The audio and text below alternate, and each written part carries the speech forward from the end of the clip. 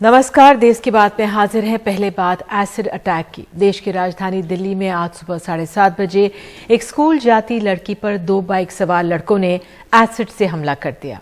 लड़की का इलाज सफदरजंग अस्पताल में चल रहा है, जहां घाव की गहराई 48 से 72 घंटों में पता चल सकेगी।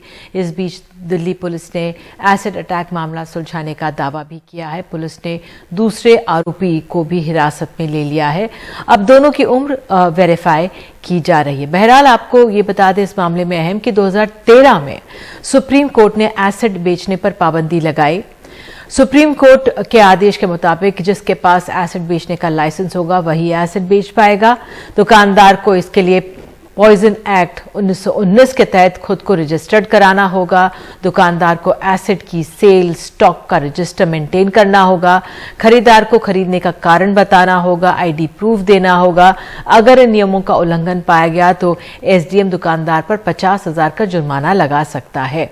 2014 से 18 में आपको बता दें कि बीच करीब 1483 एसिड अटैक की घटनाएं हुई और 2018 से 2022 के बीच एसिड अटैक की 386 घटनाएं हुई हैं। इसमें गिरावट देखी गई है, लेकिन आज फिर ये मामला सामने आ गया। इस पर बात करने के लिए हमारे साथ पूर्व DCP L N Rao Delhi police मौजूद हैं और हमारे साथ मौजूद हैं डॉली श्रीवास्तव, ये एसिड अटैक विक्टिम है।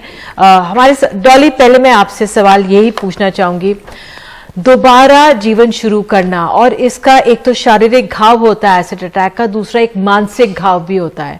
आप पे जब अटैक हुआ था आप छोटी 13 साल की थी, कितना मुश्किल भरा रहा है दौर दोबारा शुरू करने का जीवन?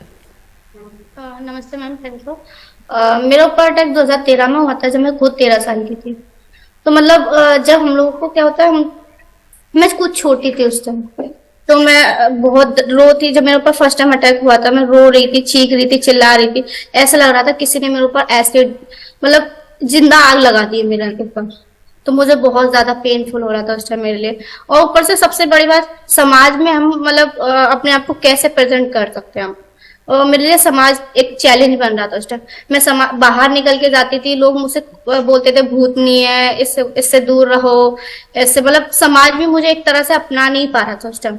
और फिर ऊपर से जो मीडिया का उसका पुलिस वालों का थोड़ा सपोर्ट होता है वो भी नहीं था। एफआईआर दर्ज जल्दी नहीं होती है, मेडिकल ट्रीटमेंट जल्दी नहीं मिलते हैं। तो उसके लिए मतलब मुझे बहुत ज्यादा बुरा लगता है, क्योंकि हम लोग लोगों को सपोर्ट नहीं कर पाते हैं ऐसे लोग हमें। ये बहुत अहम बात आपने बोली है कि तमाम चुनौतियां सामने आती है। मिस्टर राव, आपसे, कानून हमारे साथ बने हुए हैं, हमारे साथ ये कहा गया है एसिड की बिक्री पर पाबंदियां हैं, नियम है, लेकिन इसके बावजूद ये बिकता है। खौफ नहीं है इसका, इन नियमों का? आप क्या इसके पीछे कारण देखते हैं? देखिए निधि जी, ये इंसिडेंट बहुत सीरियस इंसिडेंट हुआ है जो आज मोहन गार्डन और द्वारका के एरिया में हुआ है। ये बहुत ही झकझोर करने वाला है। जैसे अभी बता रहे थे एसिड अटैक की विक्टिम ने भी बताया कि किस प्रकार से उनका अभी तक उनके घाव नहीं भरे गए हैं।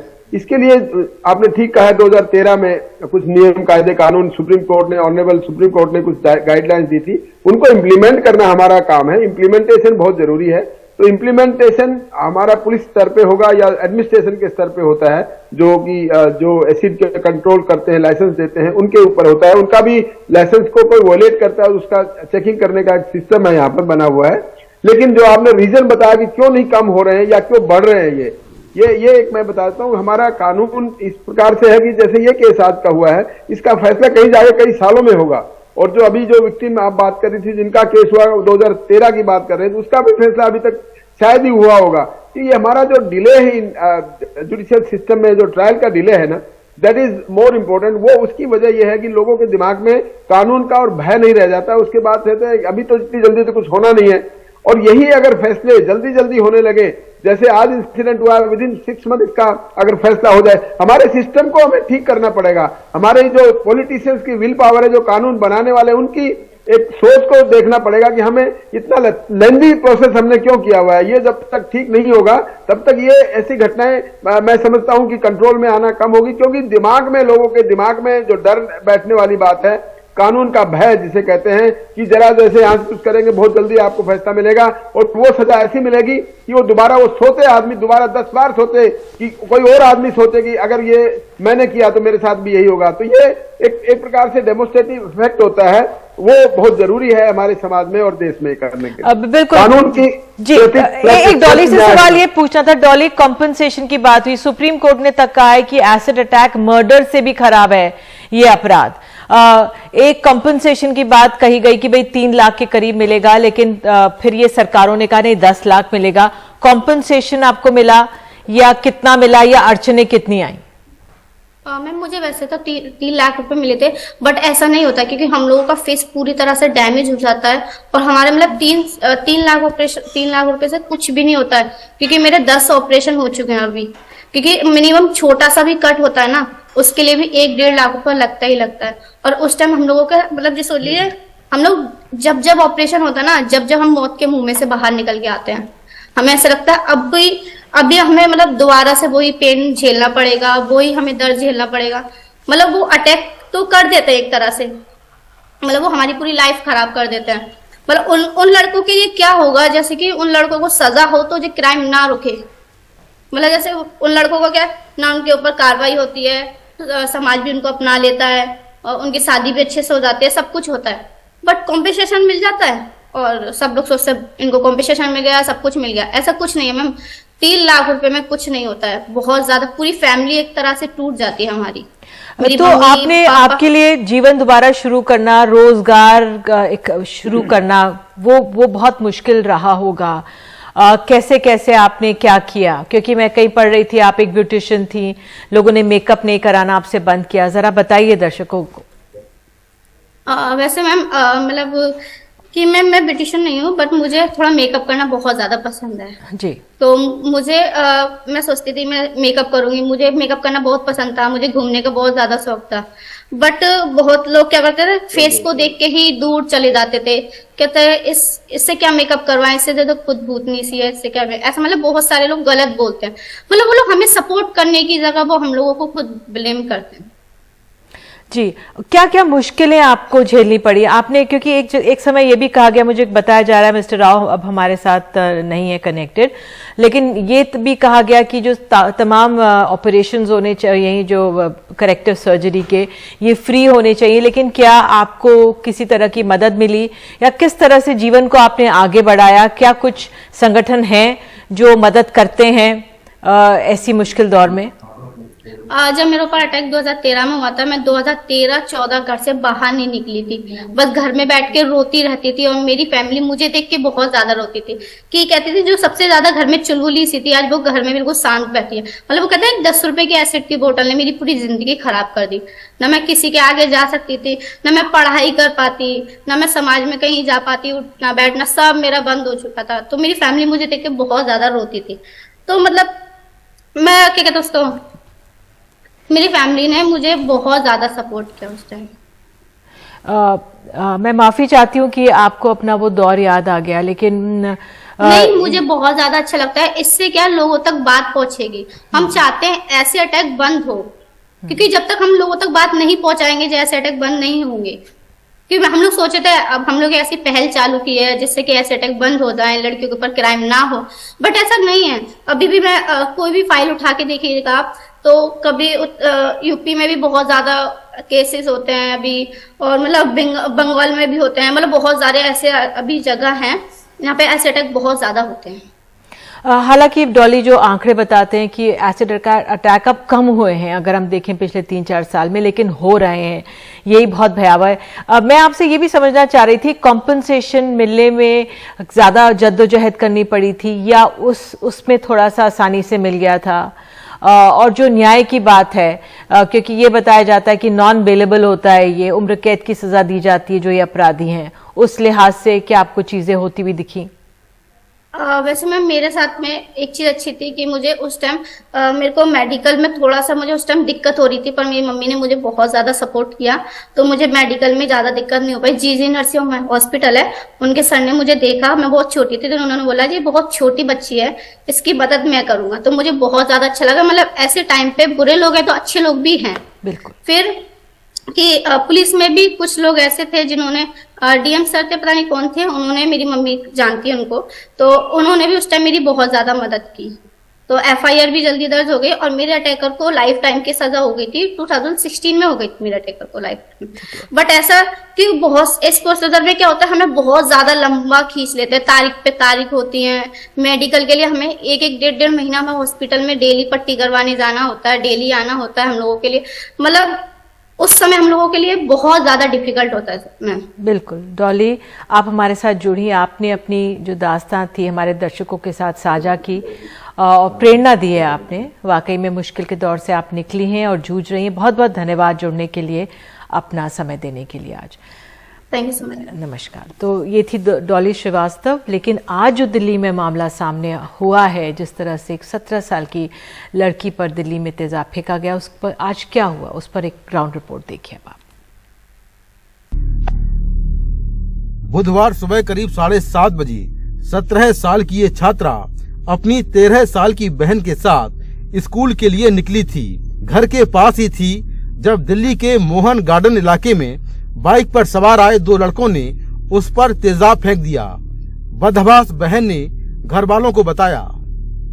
7:29 पे निकली है घर से, एक गली मतलब अपनी गली पार करते ही तो 5-6 मिनट के अंदर ये एक्सीडेंट हुआ है। जस्ट छोटी बेटी साथ गई थी, वो भागी हुई आई है। उसने बताया कि ऐसे 2 लड़के बाइक पे आए हैं, पूरा अपने आप को ढक के आए हैं और उन्होंने एसिड डाल के भाग दिया। इस लड़की के चेहरे और गर्दन पर एक तरफ तेजाब गिरा है, आंख में भी चोट आई है। हालांकि वो खतरे से बाहर है। उसे पुलिस ने सफदरजंग अस्पताल में भर्ती कराया है। देखिए, जो पेशेंट है वो हमारे पास सुबह आया था और अभी डॉक्टर ने असेस किया है, कोई 8% के आसपास उसका बर्न है। हालांकि कंडीशन अभी स्टेबल है, लेकिन इंजरी कितनी हुई है अभी उसका असेस करेंगे और आमतौर पर 48-72 आवर के बाद ही वो पता लगता है कि मतलब कैसे क्या इंजरी है, डीप है या डिसफिगरमेंट है, तो वो बाद में हम असेस करके पता लग सकता है। But as of now patient stable है और अंडर ट्रीटमेंट है। चश्मदीदों के मुताबिक नीले रंग की बाइक पर पीछे बैठे हुए लड़के ने तेजाब फेंका। एक लड़की पहले यहाँ पे, दोनों बहनें जा रही थी। एक बहन जरा सी आगे रह गई और पीछे वाली बहन किसी का इंतजार कर रही थी।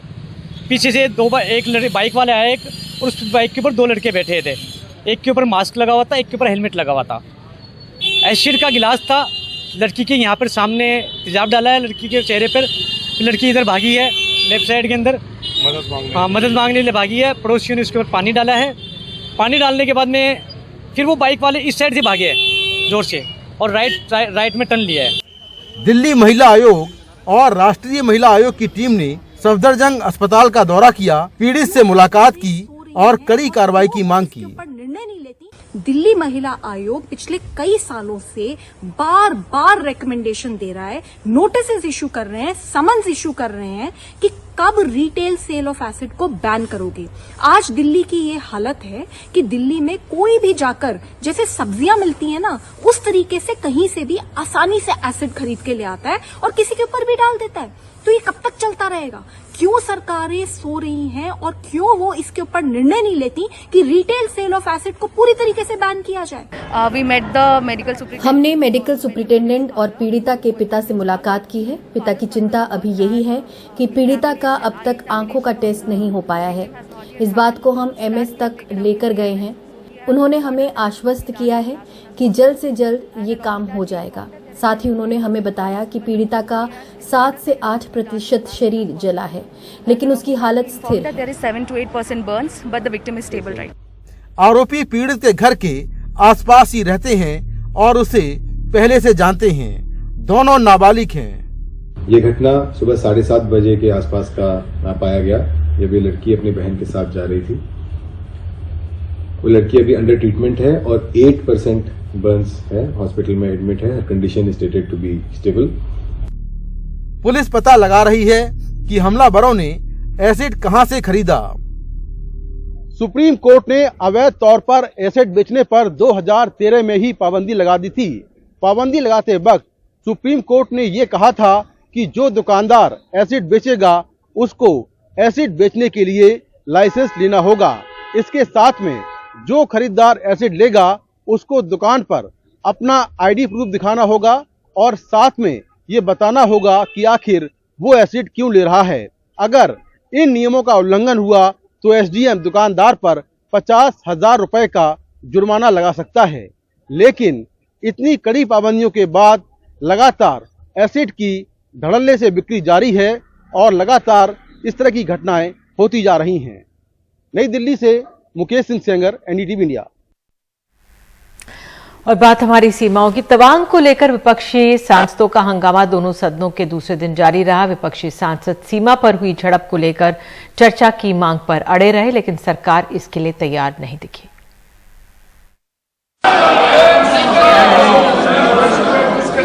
तवांग से लगी वास्तविक नियंत्रण रेखा पर हुई झड़प को लेकर संसद के दोनों सदनों में लगातार दूसरे दिन हंगामा होता रहा। लोकसभा और राज्यसभा में कांग्रेस की अगुवाई में विपक्ष तवांग में चीन की ओर से यथास्थिति बदलने की कोशिश पर चर्चा की मांग करता रहा, मगर सरकार तैयार नहीं हुई। चाइनीज एग्रेशन के बारे में और जो अतिक्रमण हुआ है इसके बारे में हम डिटेल चर्चा इस सदन में चाहते हैं और इसीलिए हम पहले से हमारी कोशिश रही है कि हमको पूरी जानकारी मिले और देश के लोगों को भी जानकारी हो। सर एक भाई इसके खिलाफत नहीं सर, किसके खिलाफत नहीं सर। 1962 में जब इंडो चाइना वॉर हुई थी, जवाहरलाल नेहरू जी ने सदन में बैठते हुए 165 एमपीज को बोलने का मौका दिया और सबको सारे बात ये कहने की मौका देने के बाद ये निर्णय लिया गया कि क्या करना चाहिए। सभा पटल, लेकिन सर ये मांग करते कि सभा पटल। आप कभी मत भूल जाइए कि हमारे देश में एक पार्लियामेंट्री अकाउंटेबिलिटी होनी चाहिए कि जैसे हमारी सांसद के अंदर हमारे सरकार आके बोले, जो भी कोई नेशनल सिक्योरिटी वाले मामले में कॉन्फिडेंशियल चीजें भी होती है और पॉलिसी की चीजें भी होती है। पॉलिसी नियम के बारे में बोलने का सरकार चर्चा से क्यों भाग रही है? कह रही कि उसने बयान दे दिया, संवेदनशील मुद्दा आएगा। एक छोटा सा स्टेटमेंट देना बिना कोई भी क्लैरिफिकेशन, बिना कोई भी जवाब और प्रश्न नहीं सुनना और दूसरों की राय नहीं सुनना, ये तो लोकतंत्र नहीं है। जब सत्ता पक्ष की ओर से विपक्ष की मांग अनसुनी कर दी गई, तब कांग्रेस के साथ कई विपक्षी पार्टियों के सदस्यों ने दोनों सदनों से वॉकआउट किया। वहीं सत्ता पक्ष ने दलील दी कि जब इस मुद्दे पर रक्षा मंत्री राजनाथ सिंह ने लोकसभा और राज्यसभा में बयान दे दिया है तो फिर चर्चा का औचित्य नहीं है।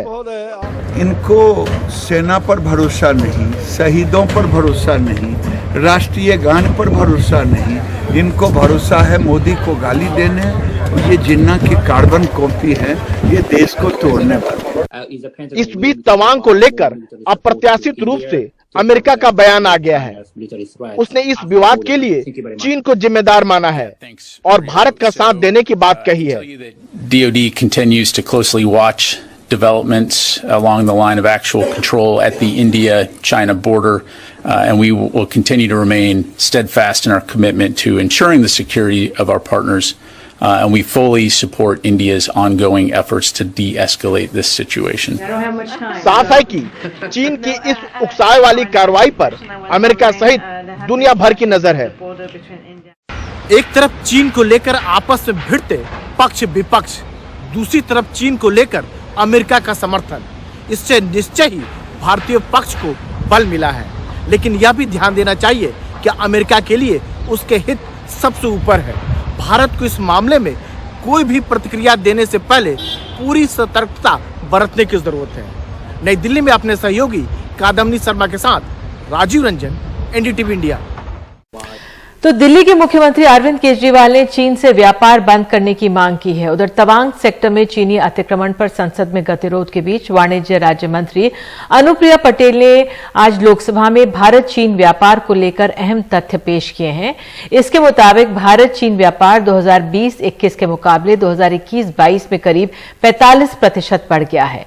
अब आम आदमी पार्टी और दूसरे विपक्षी दल सरकार से संसद में इस पर स्पष्टीकरण मांग रहे हैं। हमने जो नोटिस कल भी दी थी और आज भी दिए। राज्यसभा में चीनी अतिक्रमण के सवाल पर लगातार दूसरे दिन हंगामा हुआ और अधिकतर विपक्षी दलों ने वॉकआउट किया। विपक्ष अब चीन से बढ़ते आयात और कारोबार को मुद्दा बना रहा है। आम आदमी पार्टी के राज्यसभा सांसद संजय सिंह ने एनडीटीवी से बातचीत में ये सवाल उठाया है कि गलवान के बाद जब हमारे जवानों की शहादत हुई थी सीमा की रक्षा करते हुए, उसके बाद भारत की सरकार ने बयानबाजी दी थी आर्थिक प्रतिबंध लगाने की। आपको मालूम है भारत का इंपोर्ट बढ़ा है 97 बिलियन डॉलर। चीन के साथ हमारा व्यापार बढ़ा है, कम नहीं हुआ। हमारा जो एक्सपोर्ट है वो 37% घटा है और इंपोर्ट 31% बढ़ा है।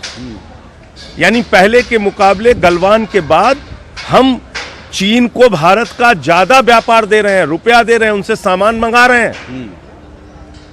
और भारत का जो व्यापार चीन के साथ था वो 37% घटा है। ये कर रहे हो आप देश के साथ। डोंगफोंग नाम की एक ब्लैक लिस्टेड कंपनी को आपने स्मार्ट मीटर का ठेका दे दिया जम्मू कश्मीर में। इसका मतलब कश्मीरी नागरिकों का डेटा उस कंपनी के पास होगा, चीन के पास होगा, एक ब्लैक लिस्टेड कंपनी के पास होगा। दिल्ली के मुख्यमंत्री अरविंद केजरीवाल ने ट्वीट कर पूछा कि हम चीन से अपना व्यापार क्यों नहीं बंद करते। अरविंद केजरीवाल ने कहा, चीन से आयात की जाने वाली अधिकतर वस्तुएं भारत में बनती हैं, इससे चीन को सबक मिलेगा और भारत में रोजगार। That in pursuance of clause B of subsection 3 उधर बुधवार को लोकसभा में भारत चीन व्यापार पर वाणिज्य राज्य मंत्री अनुप्रिया पटेल ने अहम तथ्य पेश किए। इनके मुताबिक 2020-2021 में चीन से कुल आयात 65.21 बिलियन डॉलर का था, जो 2021-2022 में बढ़कर 94.57 बिलियन डॉलर तक पहुंच गया, यानी एक साल में 45% तक बढ़ गया। अप्रैल से अक्टूबर 2022 के बीच चीन से कुल आयात 60.27 बिलियन डॉलर का हो चुका था, जबकि अप्रैल से अक्टूबर 2022 के बीच निर्यात सिर्फ 8.77 बिलियन डॉलर का हो पाया। भारत चीन के बीच कुल व्यापार 2020-2021 में 86.39 बिलियन डॉलर था, जो 2021-2022 में बढ़कर 115.83 बिलियन डॉलर हो गया, यानी 34% ज्यादा। कई जगह जो है अब तक झड़प हुई है, कई जगह स्कपल्स हुए हैं, कई जगह कंस्ट्रक्शन एक्टिविटीज जोरों शोरों से वहाँ चल रही है। इन तमाम चीजों पे हम चाहते हैं कि सरकार देश को बताए कि असल मामला है क्या। तो आप इन सवालों पर रक्षा मंत्री का स्पष्टीकरण चाहते हैं? बिल्कुल रक्षा मंत्री का और देश के प्रधानमंत्री का स्पष्टीकरण चाहते हैं, वो जवाब दें इनसे, क्योंकि सरकार जवाबदेही होती है इसके ऊपर, तो जवाब देना पड़ेगा। हम चाहते हैं कि सर 62 में हुआ था चाइनीज एग्रेशन पर पूरा चर्चा हाउस में हो।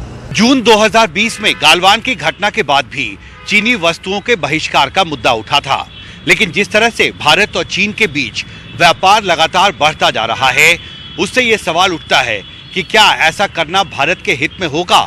क्या भारत और चीन के बीच व्यापार को राजनीतिक चश्मे से देखना उचित होगा? दिल्ली से हिमांशु शेखर, एनडीटीवी इंडिया।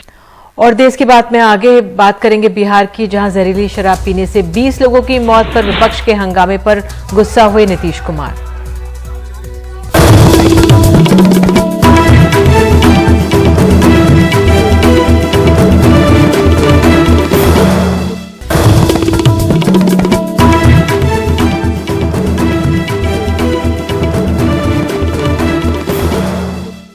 बिहार के सारण जिले में अलग अलग गांव में जहरीली शराब पीने से अब तक 20 लोगों की मौत की पुष्टि हो चुकी है।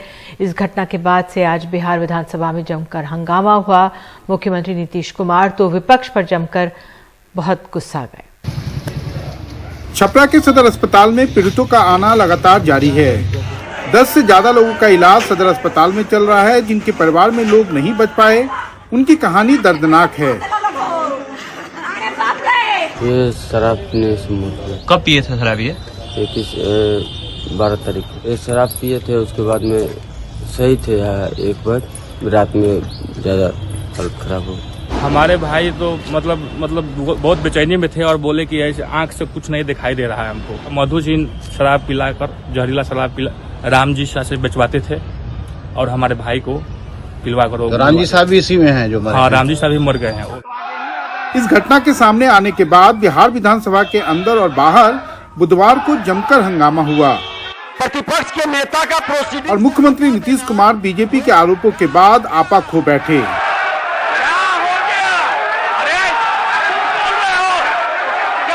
बहुत गंदा काम है, कैसे जीते हो? बोला हमारे कह रहा हूं, कैसे हो? गैर संवैधानिक मर्यादा आप जिस तरह से प्रदर्शित कर रहे हैं, आप इस पद के योग्य नहीं है।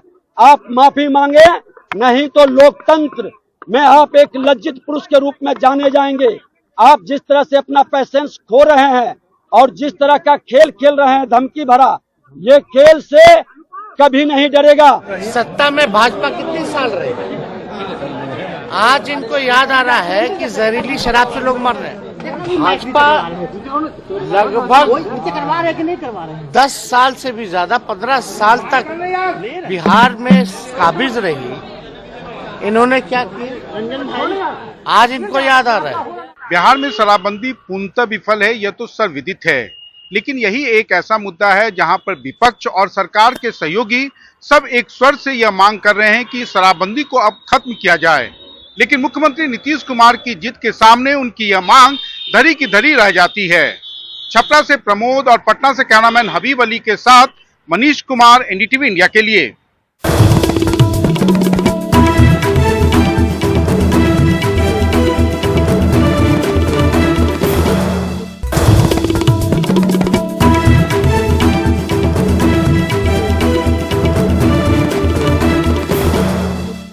तो कर्नाटक और महाराष्ट्र के सीमा विवाद पर अब से कुछ देर में गृह मंत्रालय में बैठक होने वाली है। इसमें दोनों राज्यों के मुख्यमंत्री बात करेंगे। गृह मंत्री अमित शाह से हम देख सकते हैं किस तरह से मिस्टर बोम्मई और शिंदे और देवेंद्र फडणवीस मौजूद हैं। ये बैठक होने वाली है। बेलगावी का मसला बहुत अहम रहा है, जिसमें सीमा विवाद को लेकर कुछ दिनों पहले हमने हंगामा भी देखा, वाहनों पर पथराव भी देखा। हमारी सहयोगी नीता शर्मा इस बैठक के लिए मौजूद हैं। नीता, क्या डिटेल्स मिल रही हैं, क्योंकि दोनों राज्य बीजेपी शासित हैं, बहुत पेचीदा मसला है ये, और बेलगावी कर्नाटक में आता है लेकिन ज्यादातर भाषी वहां पर महाराष्ट्रियन है।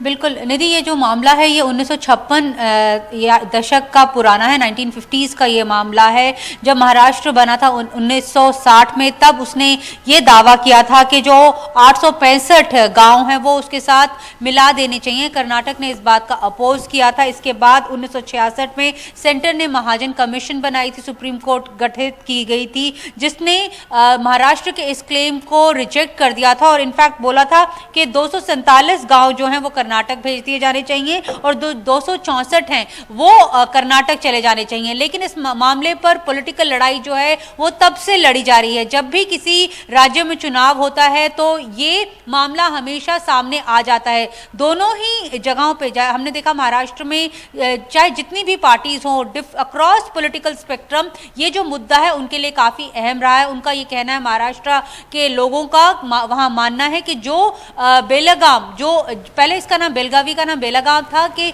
ये जितने भी मराठी स्पीकिंग जो विलेजेस हैं ये महाराष्ट्र में मिलाए जाने चाहिए, जबकि कर्नाटक का कहना है कि जो सांगली के विलेज हैं वो कर्नाटक में मिलाए जाने चाहिए। इसे लेकर अभी हाल फिलहाल में ये मुद्दा जो है वो ज्यादा पनप गया था, ज्यादा ये प्रॉब्लमेटिक हो गया था, क्योंकि 2 हफ्ते पहले महाराष्ट्र के जो मुख्यमंत्री हैं एकनाथ शिंदे, उन्होंने 2 लोगों की कमेटी गठित की थी और उसने ये फैसला किया था कि जो भी फ्रीडम फाइटर्स हैं इन इलाकों में, इन विलेजेस में, उन्हें पेंशन दी जाएगी महाराष्ट्र सरकार द्वारा और साथ में फ्री इलाज भी करवाया जाएगा। जब ये बात कर्नाटक सरकार ने सुनी तो उन्होंने भी अपनी तरफ से ये ऐलान कर दिया कि जितने भी कन्नड़ा स्कूल हैं महाराष्ट्र में, वहां पर जो है वो बच्चों को मुफ्त शिक्षा दी जाएगी। तो दोनों अपना क्लेम और रिक्लेम कर रहे हैं। जैसे कि आपने पॉइंट आउट किया कि दोनों जगह जो है बीजेपी की सरकार है। आज दोनों के मुख्यमंत्री जो है वो दिल्ली पहुंचे हुए हैं। पहले ये बैठक नॉर्थ ब्लॉक में होनी थी, लेकिन अब ये बैठक पार्लियामेंट में हो रही है। केंद्रीय गृह मंत्री मिलेंगे क्योंकि पॉलिटिकल सोल्यूशन निकालने की ये बात की जा रही है, क्योंकि ये मामला जो फिलहाल जो है वो सुप्रीम कोर्ट में भी फंसा हुआ है। तो अगर लीगली इस मामले का हल नहीं निकल पा रहा है तो पॉलिटिकली क्या इसे लेकर चला जाए, इसके ऊपर जो है दोनों तरफ अपना अपना पक्ष जो है केंद्रीय गृह मंत्री के सामने रखेंगे। हालांकि विपक्ष का ये कहना है कि जब चुनाव होते हैं, जैसे कि जब गुजरात में चुनाव हुआ था तो कुछ जो प्रोजेक्ट्स थे वो महाराष्ट्र से गुजरात चले गए थे, ऐसा ही कहीं महाराष्ट्र के साथ दोबारा ना हो, क्योंकि 4 महीने के अंदर कर्नाटक में भी चुनाव है तो वहां पर लोगों को जो है पैसिफाई करने के लिए जो ये गांव है वो उन्हें ना दे दिए जाए। तो इसके ऊपर एक पॉलिटिकल लड़ाई जो है वो भी लड़ी जा रही है। बहरहाल अमित शाह जो है वो एक मिडिल ग्राउंड लेकर चल रहे हैं और उनका कहना है कि वो इस मसले को सुलझाने की कोशिश करेंगे। बहुत बहुत धन्यवाद इस जानकारी के लिए। अभी ये बैठक शुरू होगी शाम को 7 बजे के बाद, और फिलहाल एक ब्रेक ले रहे हैं। ब्रेक के बाद और अन्य खबरें लेकर हाजिर होंगे।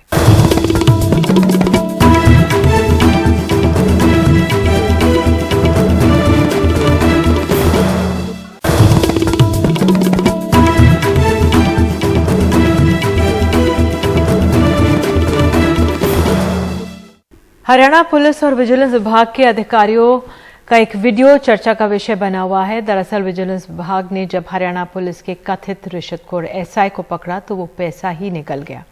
देखिए पूरी रिपोर्ट। आप मत आइए बीच में। हेलो, आप मत आइए बीच में। आप मत आइए बीच में। आप मत आइए। हरियाणा के फरीदाबाद में विजिलेंस विभाग ने जब कथित तौर पर रिश्वत लेते एसआई महेंद्र को पकड़ा तो पहले उसने टीम को धक्का देकर भागने की कोशिश की। पैसे खा रहा है, जल्दी पकड़ इसे। पैसे खा गया ना, पैसे खा रहा है, इसका मुंह में से निकाल। लेकिन जब वो भाग नहीं पाया तो पैसे को मुंह में डालकर निगलने लगा। विजिलेंस विभाग के लोगों ने पहले नाक बंद करके उसके मुंह से पैसा निकालने की कोशिश की, फिर उल्टी करवाने की, लेकिन इस धक्का मुक्की में भी एसआई महेंद्र 4000 रुपए निकल गया।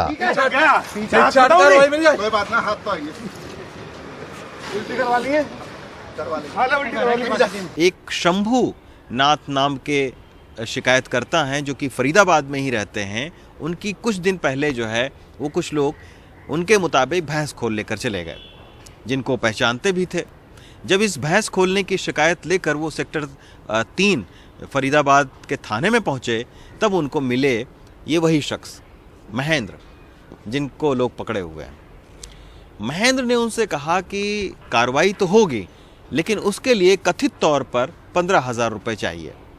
शिकायतकर्ता ने अपने तंगहाली का हवाला दिया और होते करते जो निगोशिएशंस हुई उसमें ये हुआ कि 10,000 रुपये आप जो है वो अगर कथित तौर पर महेंद्र को देते हैं तब उन लोगों के खिलाफ कार्रवाई होगी जिनका आप शिकायत में जिक्र आपने किया है। दरअसल महेंद्र नाम का ये एसआई फरीदाबाद सेक्टर 3 थाने में तैनात था। भैंस चोरी की शिकायत पर कार्रवाई करने के लिए शंभुनाथ से कथित तौर पर पैसे मांगे। शंभुनाथ जब पैसे देने गए तो महेंद्र को रंगे हाथों हरियाणा विजिलेंस विभाग ने दबोच लिया। खोल करके भैंस ले गए 4-5 आदमी। फिर पुलिस में गए तो बोले कि वो ये तो पैसा दो तब भैंस खुलवाएंगे। फिर भैंस का 15,000 रुपया मांगने लगा तो 4,000 एक बार दिए, फिर 2,000 एक बार दिए, फिर 4,000 आज दिए हैं तो ये पकड़ में आया। हरियाणा विजिलेंस विभाग ने हाल फिलहाल में कई कथित तौर पर रिश्वतखोर अधिकारी कर्मचारियों को रंगे हाथ पकड़ा है। महेंद्र को अब पकड़कर आगे की कार्रवाई की जा रही है। फरीदाबाद से अजीत के साथ रवीश रंजन शुक्ला, एनडीटीवी इंडिया।